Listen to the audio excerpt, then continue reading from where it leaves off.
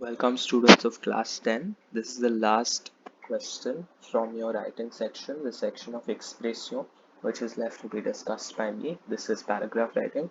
It comes as question 8A in your question paper for your board exam.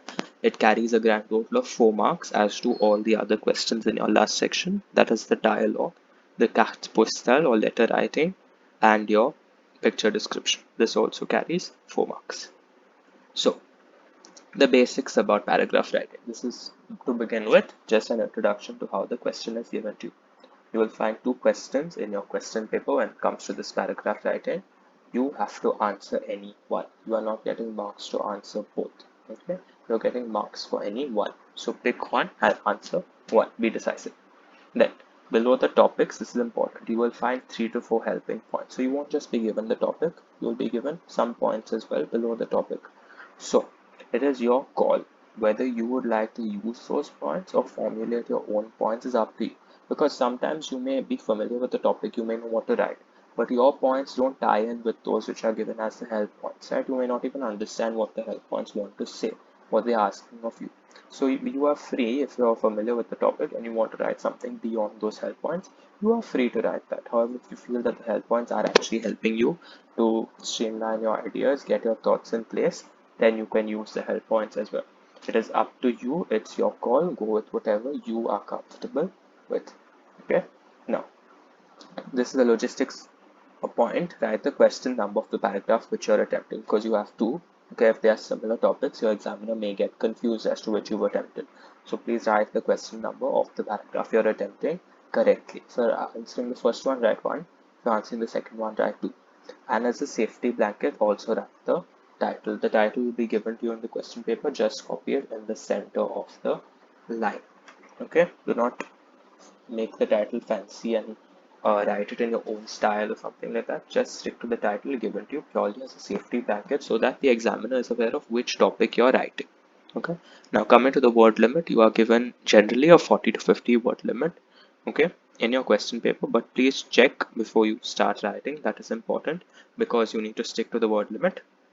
You need to adhere to the word limit as far as possible. So roughly you would say around 6 to 8 short sentences expressed as one paragraph should work. One paragraph is important here because it is paragraph writing and not essay writing. Now, a little discussion about the kinds of topics that you would get. Do you get difficult topics? The answer is no. Because at least remember you're given two topics. At least one of the topics assigned to you will be related to the textual syllabus covered right from class 8. And why is that? Okay, remember in your 8th standard you had a lesson about the seasons. So maybe you could be asked to write a paragraph about your favorite season or something about the summer in Goa or your summer vacations. Okay, in your 9th standard you had a lesson about the vegetable market. The first lesson was the vegetable market. So you could be asked to write about a visit to the vegetable market. Okay, something like that.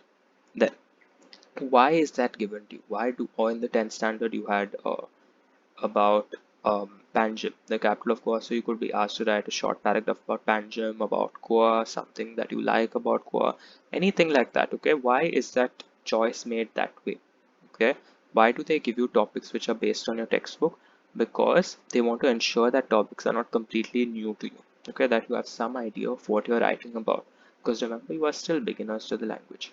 And that also ensures that you have sufficient vocabulary that you may express yourself well. Because these are topics that are already familiar to you, that you have covered up in your previous years. Therefore, it would be prudent on your part, if you have forgotten what you have studied in the 8th and the 9th, to go through your old textbooks and prepare a list of what you could be asked as paragraph writing and the vocabulary that could be used alongside it.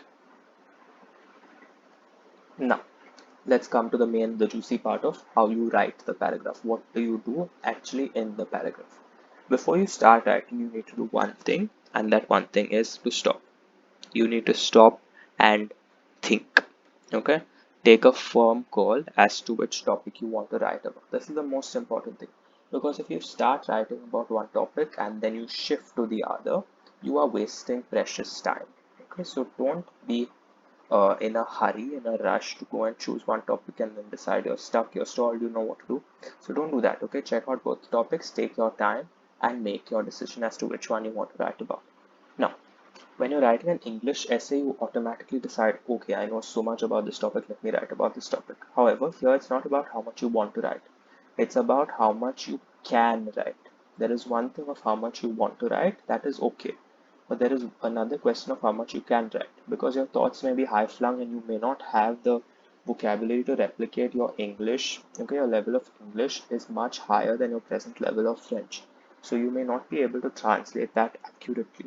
So think about, simplify your ideas, think about how much you can actually write instead of how much you want to write. Okay, and then you decide. Okay, jot down your points, notes, keywords in English. See how much of it you can convert succinctly and accurately. Okay, do this with both the topics. Take around 2-3 minutes. Gather your thoughts. Okay, see which you can convert the most accurately, the most succinctly, and if the more points you get, okay, choose that topic. That would be the wiser way to go about it. Now, when you're writing the paragraph, make sure that you're presenting your thoughts in a clear, logical fashion, just like you do in English. Okay, your paragraph should not look haphazard. Make sure it looks neat. Your ideas are well thought out. If you want, write it in rough and then write it in full again if you do have the luxury of time. Okay, if you don't have the luxury of time, then just write it once and you're good.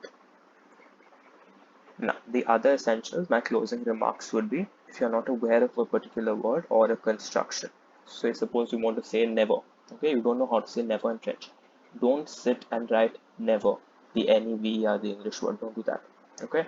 Do not insert English words in a French composition. Imagine that you're writing a Hindi paper and you don't know a word. Would you go and write an English word in your Hindi paper? No, right? So it's the same thing here. Because you're writing a different language paper, you cannot use words from other languages. Okay, so what do you do in that case? You reject that sentence. You either don't write that sentence at all, or what you can also do is be a little creative, imaginative, find another way of saying that same sentence which does not involve the use of the word or the construction which you don't know how to frame.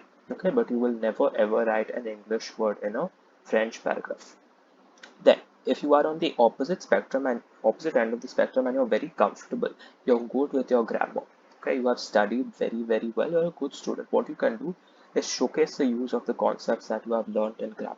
Put them to practical use and show the examiner that you have grasped the concepts well. For example, adjectives, adverbs, okay, the different kinds of pronouns, the different tenses if you want, but that's a little risky, which brings me to my next point. Based on the topic assigned to you, please make sure you're selecting an appropriate tense. Because if you're asked to write about something like a visit to the market, as I said before, it would be something that you have done in the past, right? So you cannot write it in the present tense. You'll have to write it in the passé composé and in the imparfait, using the tenses correctly. Whereas if you're talking about something like my favorite teacher, okay, or my school, something like that, if you're writing like that, then you will have to talk about it in the present tense, because something that still goes on, it's something about the general present, right? So make sure you're using your tense appropriately based on the topic you're picking up. And after you finish writing, make sure you read through your work, just like I told you for your dialogue, your letter writing, and for your picture. You have to read through your work after you finish at least twice or thrice. Pick up on small errors that you may have made while you were writing the first time, and keep looking through it. You will find small errors which ultimately, if you correct, will contribute to your overall grade. Okay, now this is how the question appears in your board exam. This was the March 2019 question paper. I've just taken a screen grab of the paragraph question. Okay, so this is how it comes. This question 8a, you are given the word limit here, around 50 words sur un de ces sujets suivants. Write a paragraph on one of the following topics or subjects. So you're given the two subjects here, topics, you're given the helping points. Okay, what I would like you to do now is use the points, use the instruction steps that I've given you so far, pause the video here and try attempting a paragraph on your own. Firstly, make sure that you're choosing your paragraph well. Take your time while deciding which topic you want to write. Okay, please pause the video here and do that. Okay, let me explain both the topics now. Une visite au restaurant, a visit to the restaurant. Okay, if you want, you can use these points. So it is not compulsory on your part. Le nom, l'occasion, the name of the restaurant and why you went, the occasion. Ce que vous avez mangé, bu, what you ate or what you drank. Ce que vous avez fait avant de sortir, what you did before you left. This is a hint to you to tell you that you have to say that you paid the bill, because this, if you are very astute, you will get that this is based on your third lesson from your 10th standard textbook, The Restaurant. Okay, so you can take vocab from there because there is a lot of vocab there about the different foods. Okay, then you have what they did before they left. Okay, they paid the bill and they give the waiter a tip, so you can say that here if you want. For the second one, mon sport favori, you have to say which sport, obviously, the reason for your choice, and vos joueurs préférés, your favorite players. Okay, so what I've done is I have solved the second one for you. This is how it will kind of look in your answer paper, how it should look in your answer paper. So you write 8A, the main question, say that you're answering the second sub question because the second one. Okay, then write the title, that's important, mon sport favori, as it is given, and then you write a short paragraph. This comes to around 60 words, so if you extend by 10-15, not a problem. Don't go under the word limit because that would be too short, and don't exceed by too much. Okay, so this is what you can roughly write about mon sport favori. I have chosen to stick to these. Okay, and I've also put in some extra points as per my discretion. So les sports sont importants pour maintenir notre santé. Sports are important to maintain our health. Mon sport favori est le foot. My favorite sport is football. C'est un jeu d'équipe. It's a team game. Can you see how simple the sentences are? How short and crisp they are? Je joue au foot chaque soir avec mes amis au parc. I play football with my friends every evening at the park. Et quelquefois à l'école aussi. And sometimes at school as well. Ce sport me plaît beaucoup. This sport gives me a lot of pleasure, pleases me a lot. Mon club favori s'appelle Barcelona. My favorite club is Barcelona. Et mon joueur favori s'appelle Lionel Messi. Okay, so they've asked you for the reason for your choice. So you've given that.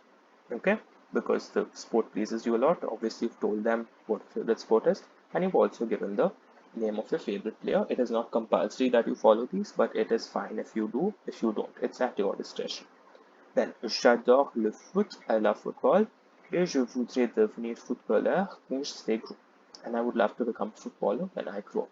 So can you see how crisp and succinct this passage has been made? Okay, there's a one-line introduction, there's a one-line closing which gives the reader, the examiner, some closure, and in between you have given all the important details about the topic. You have stuck to short sentences, you have maintained the word limit, and your grammar, everything. Check that your spellings are good once you finish. This is the end of the fourth and final topic from the expression section. I hope you have considered all four of them. Thank you and all the best to you.